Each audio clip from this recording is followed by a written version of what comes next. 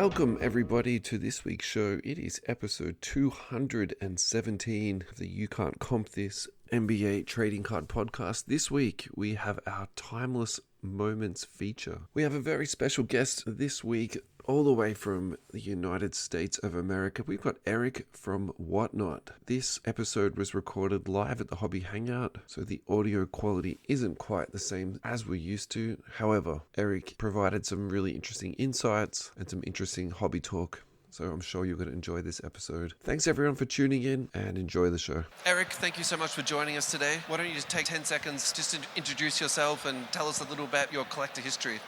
Yeah, absolutely. My name is Eric Binder. A lot of people on Whatnot know me as Binder. I'm one of Whatnot's first sellers back in 2021, and then got an opportunity to help join the team and launch the sports category in the US. So I'm based out of New York, but I've been here in Melbourne for 4 months, building out our team, kind of getting things set up, and I actually head back to the States tomorrow. So, okay. But we've got a great team of people over at the Whatnot booth, so make sure you say hello to them. All right. So what's your favorite memory from Melbourne so far then? Have you had like a favorite coffee shop or a favorite eatery that you've recommend? The coffee is the thing I'm going to miss the most for sure. Yeah. So going to miss the coffee. In New York, everyone loves Starbucks, but yeah. That is obviously there's so much better coffee here. So I think my experience of America is the coffee is actually getting better though. It's not as bad as it used to be. Yeah, I'd say it's getting bad, but you know when people love Starbucks, that it's got a lot of room to grow. So tell us about some of the things you've been working on with the team in Melbourne for Whatnot. Yeah, absolutely. So we've just started with cards category. That's usually where we start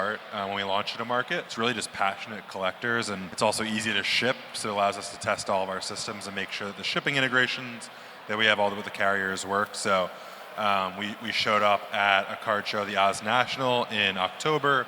We set up a beta program with about 10 to 20 sellers, slowly grew it from there, and then we did a full launch in March, and so we've been fully live for a few months and getting our team set up, working with sellers, talking to buyers, and figuring out our path forward for other categories as well. Yeah, I think from my perspective, Australia was left out of the market. We couldn't go on there as a purchaser, we couldn't go on there as a seller. So why did you identify Australia as a market that you wanted to tap into?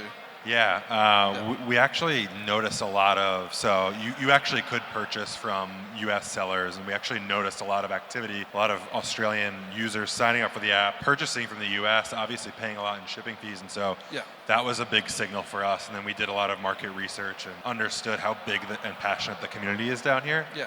And from there, it was just a no-brainer. Yeah. It was just a matter of when we can get down here and get things set up. And so it's been amazing. So we're live in a bunch of countries in Europe, and now this is our kind of first in the APAC region. It was a no-brainer to come down here, and it's been awesome. I think that's my observation of the hobby the last few years in Australia, is that the growth has just been exponential. And I feel like we've been waiting for a platform such as Whatnot to come along and really help us grow that along. So can you talk about some of the benefits of the Whatnot platform and why people should be engaging with your platform? What are the benefits of it? Yeah, I'll start off from the selling side. So obviously we're a marketplace. We're trying to make a great experience for both our buyers and our sellers. So from the selling perspective, all the shipping and the payment is fully integrated, which is amazing because you don't have to chase people down for payments or DM someone what's your address. Which is an absolute headache as a seller, honestly. Definitely. All of that, and combined with our quick auction format, allows you to sell volume. So some of our bigger volume sellers will sell upwards of 150 items every single hour. And you don't necessarily need to list anything with a picture. So you can just go live with a box of cards and your phone and sell 150 cards every hour. You're also being exposed to an amazing buyer base of really passionate collectors. People come to Whatnot because they want to buy, right? And you might see on some other social media platforms, people are coming and they might not know about what you're purchasing. They come to Whatnot, they know they want to buy, and so you're really able to grow your brand. And if you're consistent and you're going live and you're offering great products and you're entertaining, you can really just build a business just on Whatnot. And so that's amazing. And then from the buyer perspective, it's so easy. You link your purchasing, your credit card, and you put your address in, and from there you can just bid and purchase, and you've got so many options right at your fingertips. So if you don't like footy cards, but you like basketball cards, you can just scroll, and now you've got another option right at your fingertips. And so, and we're just getting started here with cards. So if you're into fashion, or you're into sneakers or comic books or coin, you can buy those things too soon in Australia. Sure. Can you talk more about the different type of product line you want to go into in the future? Yeah, so next for us in Australia is going to be our fashion categories. So we're still figuring out within fashion what we're going to be doing, but think, vintage clothing, sneakers, even new stuff with tags, Nike apparel, Lululemon. And would that be done as a 99-cent auction too, or would that be done more of a set price? It depends on what the seller chooses, but the primary way that those fashion sellers are selling in our other markets are through auctions that start at $1 and are 10 or 20 seconds. Yeah, I was going to actually say that with the branching into other categories, you have an idea for the kind of people and sellers you want to engage with. Obviously, getting people in the right space. Definitely. So the way that we approach our new markets is we'll allow anyone to people to sell in any category, and then we observe what's kind of going on, and that'll influence that we should hire a team member to focus directly on that category. So perfect example is we actually just launched in coins and comics. So if you're interested in selling those, you can. And we'll kind of monitor that traffic and then figure out people are really passionate about this kind of thing. Maybe we should pour some energy and some resources onto that. Yeah. So having that open, I suppose, category platform gives you the opportunity to identify new potential categories that'll just naturally grow. Yeah, and if you click that search button or that categories button in your app, you'll see all of the categories. I believe in the US, we're in about 130 different categories. Awesome. And each of those categories has different subcategories. And so it's all pretty crazy to see that. I think a lot of people think of us as just platform for cards, but it's really just a live shopping platform. Correct. And we start with cards, and that's where we have a lot of our brand name, but there are some pretty crazy businesses that are in things like electronic, people selling iPhones and iPads, hairdressers and portable chargers. And the fastest growing category for us right now is the Labubus, those toys, toy collectibles. That's currently our fastest growing category. And so it's been really cool to see that expansion and growth outside of the collectible space. Yeah. Now, obviously, the digital platform and platforms like this, streaming and such, it's a new frontier for a lot of people. What assurances or things are Whatnot doing to give buyer security, like safe? So we've got a whole buyer protection policy. When you purchase and you go into your purchases, you can read more about that. Awesome. Basically, if you get something and it wasn't as expected or something wasn't shown to you as damaged, you can basically reach out to our team, which is an amazing part about buying on Whatnot, where we have a buyer support team that's on 24/7 that will make it right in the case that you didn't get whatever you purchased, you had an issue with your order, an issue with the seller. We also have a trust and risk team that investigates and makes sure that you're taken care of as a buyer. And so, outside of you're buying on someone's website or on social media, you might not necessarily have that protection of the marketplace. And so we really we try our best to make sure that we're fair to buyers and sellers as well. Having that level of service there, I think, is really important to gain the consumer's trust. So great work with that. Can we talk a little bit about breaking specifics? Because from my perspective, Whatnot is quite innovative in that they're actually producing a product that is specific to breaking, whereas I feel like at the moment, Instagram, you advertise it on there, then you have to collect your payments on a different type of platform or a spreadsheet. Then you go onto Instagram and you break it on their live thing. Or if you're using a website and maybe use YouTube to do your broadcasting, whereas you seem to have encapsulated everything that you need to be a breaker and also a consumer of breaks. So can you please talk about the model around that? Sure. So it's no surprise that breaking is a big part of the platform. And so our engineering team picked up on that, and we like to build specific features for specific categories. Yeah, right. So our integrated break feature basically allows sellers to create a break. And those are different from just normal listings because there are mechanisms of randomizing and picking a team. And then the seller at the end of their stream can download what we call a break report, and they can see who has which team. Sure. So they actually don't need to create a spreadsheet. Our motto with the feature was let's kill the spreadsheet because it's so manual. And so you don't need to then keep all that information. You can use it. And for buyers, if you've seen it on the app, there's really great level of transparency of what teams are left. And so when you're deciding to make a purchase, you can see what potential teams might be left for you to receive in that break. And so that feature has been received really well, and I know a lot of the Australian breakers love that. Yeah, I think that's really innovative for me, and again, I think it was something the hobby needed. And from my perspective, it seems like the reason why it has been successful is because there isn't really a competing platform out there to directly do that. So do you have any future plans or anything else you're building towards in that breaking space? Yeah, I think we'll continue to improve that breaking feature and just make it better for buyers and sellers, and we're always building new features. A lot of our features kind of apply to all of our categories, and so one of the big ones that is launching this upcoming week in Australia only. So Australia is the first market that will be launching it. It's called bundled shipping. Okay. So the way that shipping currently works on Whatnot is, as a seller, you'll basically ship a live stream. So after you're done with your live stream, you have to ship that live stream within 2 business days. Right. Okay. With bundled shipping, it'll allow you to bundle shipments throughout the week on different live streams. Sure. And at the end of the week, you'll have 1 package per buyer. Yeah. And so for the Okay. buyers, it allows them to save on shipping costs. Yeah.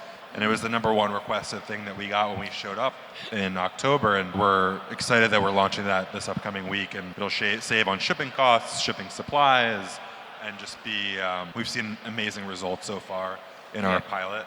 And so we're excited to launch that. Shipping's always been an issue for us anyway in Australia.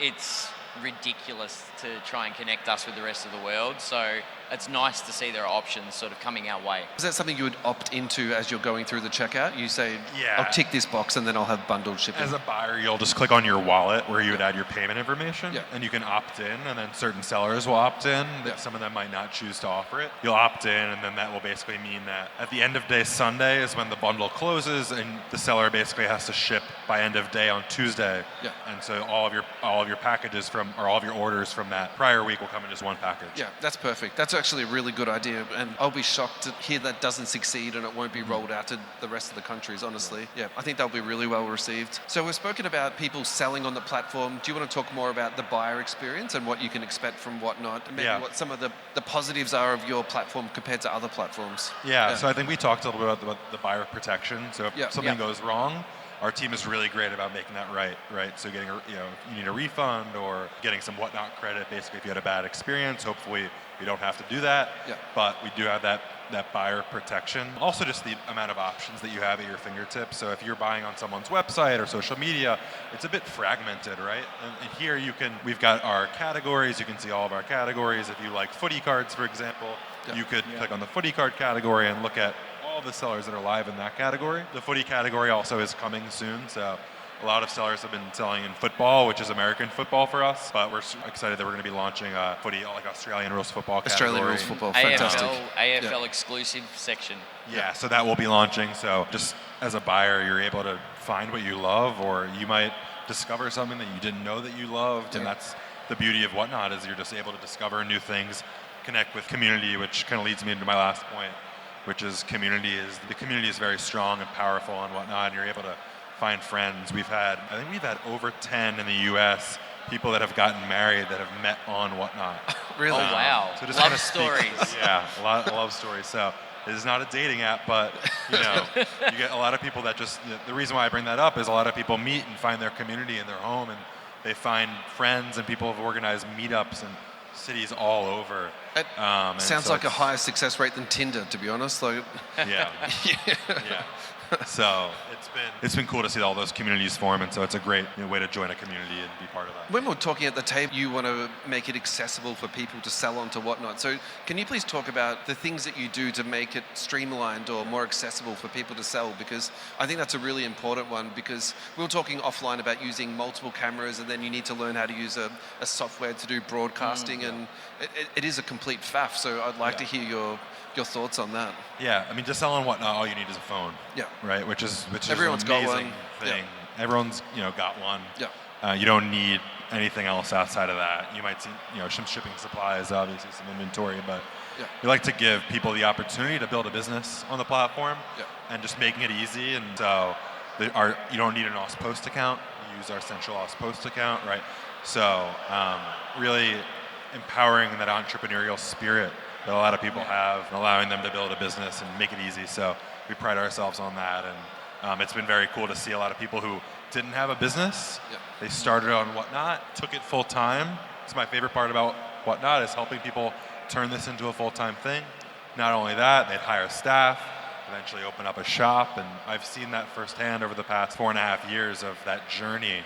And all it starts is with a phone, and then now they're streaming with cameras and opening up a shop and just creating jobs, and so it's been awesome. I think that would be very rewarding to see that. And can you relate that back to your own story of starting as someone selling on Whatnot and coming through? Yeah, Do you want to talk my about journey's that? a bit unique, but that I Yeah. joined the Whatnot team. Yeah. But there's been a lot of sellers in the U.S. and we're starting to see it in Australia of someone who's hopped on Whatnot, and our tools and our buyer base allow them to turn this into a full-time job. And a lot of people are in a job that they might not like, and they're just doing Whatnot on the side. And then they realize once they start going live consistently, like, hey, I can make this into a full-time thing. And they take that leap, and if they're doing a great job and they've got great products, oftentimes it really works. And that's my favorite part about working on Whatnot, is seeing people and helping people with our bigger sellers who are putting in the effort and going live. We work hand in hand with them to make sure that they're doing things the right way, best practices, guiding them on what works and what doesn't. And so I've had the great opportunity of doing that and allowing people to turn this into their full-time job. It's really, really fulfilling. Awesome. Adam, you're very passionate about the grassroots. Did you want to talk about that? Yeah, well, look, your story on Whatnot started relatively recently. What about earlier than that? Were you a collector? Were you invested in the hobby beforehand? When the pandemic hit, my job got a bit slow, and so I got into sports cards and just watching a YouTube stream. This was, at the time, we were only alive with Funko Pops. It was our only category at the time. Really? Funko Pops? That's how Whatnot started, was a bunch of those Pop are in landfill now, I think. But yeah, but a lot of them are valuable. Yeah, I know, right? But that's how Whatnot started, and so this is before Whatnot. Yep. I was watching breakers on YouTube and really just got super interested and started collecting mostly modern basketball. So the Thunder are my team. And they're looking good. in the finals. Looking good. We'll see. I don't want to jinx anything, but well, now they have an opponent, so be playing the Pacers. So mostly collecting Shea. Yep. Jalen Williams is when he got drafted. Some older Kevin Durant. No love for Chet? You know what? I do like Chet a lot. I just don't collect him. I like Jalen Williams and Shea. So didn't you say you're from New York? Yeah, I live in New York. I've been here for 4 months, but yeah. You're not a Knicks fan? I'm not. I like them. I think that what happens in the city when they're good is truly magical. Yeah. So I do like them. I respect them. I feel bad for their fans. But I'm not a Knicks fan. No, I like the Thunder. So with a platform like this, and we'll go back to the grassroots side, we've got a lot of kids that are getting into the hobby. And my question generally is, and for the stores, it's how do you impact these younger children? Because my first childhood experience of getting cards was going to the local newsagent and buying a pack of footy cards. In this digital age, do we support that grassroots collecting? Yeah, it's a good question. As we know, the younger generation is very digital. Yeah. And so Whatnot really provides an opportunity for you to watch and learn at an easier way right from your couch. Yeah. So I think you have to be 13, don't quote me on that, to have the Whatnot app. Of course. And then we actually do allow teens to sell on Whatnot if they get sent from their parents. And so we have a whole process and a form that you need to fill out. And so we have a lot of also sellers who have their kids help them out, and it's a really good way. I was going to ask if there was a lot of that with kids getting involved in the process. Yeah. So we have a few sellers who basically have their kids help them with their Whatnot channel. And so there's probably people here, Whatnot sellers here, who have their kids help, and they're like, hey, here's $500. Go buy a bunch of cards, and then we're going to go home tonight and sell them on Whatnot. Yeah. We're going to figure out what our profit was or our loss, and just figure out how to manage that and how to improve for next time. Yep. And so it's a really good way to teach them at a young age just about business fundamentals and about negotiating and about having healthy conversations around negotiating and having honest conversations around money. I think a lot of skills. That's something that I learned in the hobby myself, to be honest. And I know that a lot of people will learn about business fundamentals from the hobby. Absolutely. So we see that translate to Whatnot, and it's really special. Yeah. Yeah, I think from my standpoint, seeing so many different ways for children to interact with the hobby gives us that future. Yeah. There's no point investing in all the middle-aged parents and that's it. We need to have the collectors of tomorrow need to be nurtured through, and I think learning to sell on Whatnot, being able to come to shows like this and sort of experience the hobby in a holistic sense is really, really important. So it's nice to know there's a few young entrepreneurs out there. Oh yeah. My favorite question actually to ask people when they come onto the show is, what's your first hobby memory or your most important early hobby memory? Can you talk to us about that? Yeah, so when I was born, my dad bought a full set of 1996 Topps baseball. Okay. So I'm not sure. They still make these full sets, but it's basically one card of every player. It's a full set, and it was sealed. I just kind of kept it on my top shelf. Yeah, nice. And as I grew up, I was looking at it. I was like, "What is this, Dad?" Yeah. Said, "Don't open it. It'll be worth a lot someday." And then I was collecting Pokemon cards. I was big into Digimon cards as well. Yeah. And just growing up, going to my local card store, buying packs. Is Digimon still happening, or is that sort of... It's pretty small. Yeah. It's pretty small. Yeah. There is a category for it and whatnot, but there's some sellers for sure, but smaller than the other ones. Yeah. But just always grew up opening up packs and just collecting cards. I filled up. My last name is Binder. It's funny, I had a lot of binders of cards. And then when I started getting back into cards during the pandemic, I was like, oh, I have this set. It's probably worth a lot. Yeah. It was like $30. Yeah.